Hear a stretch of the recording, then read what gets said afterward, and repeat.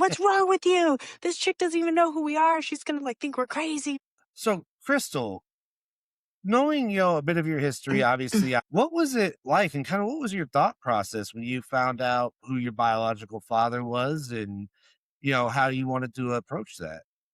It was actually wild. I think I was probably around 9 years old when I wanted to figure out who my dad was. I knew I was different in my family.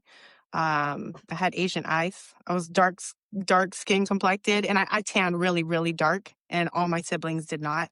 I grew up in a typical Hispanic household, you know what I mean? Where like the women did the in home stuff and the man went out and made the money. And so that's kind of what Division I of grew up labor, in. yeah. It's actually really great. It's not as bad as people make it out to seem.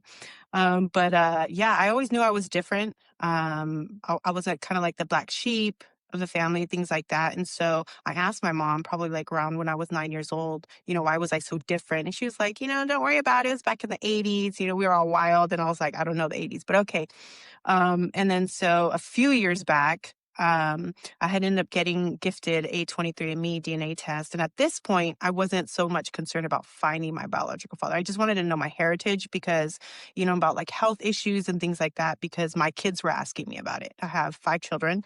So, I did that test, and then about a year later, I was headed on my way to work, and I got this wild message from this girl named Michaela, who's now I know my baby sister. She She messaged me, talks and a she was like, lot. yeah, yeah, I love her for hours, trust me. But she messaged me and she was like, she just went straight for it. She was like, hey, me and my siblings, we did a DNA test. I just got my test back and it says that you're my half sister and we want to meet you. And of course, she let the rest of my siblings know that that's what she did. And they're like, what's wrong with you? This chick doesn't even know who we are. She's going to like think we're crazy, blah, blah, blah. So they scolded her. They did all the crazy stuff. But a few minutes later or later on in that day, I had gotten a message from a guy, and his name was Orlando, who's now I know my biological father. And he messaged me, didn't say he was my dad. He just said, hey, I got some test results back from 23andMe and it says we're related. And so that was kind of like the two and two together. I had a panic attack at work. I had a panic attack at work, freaking out, but I was excited at the same time. I ended up leaving work and just kind of taking the whole day to process.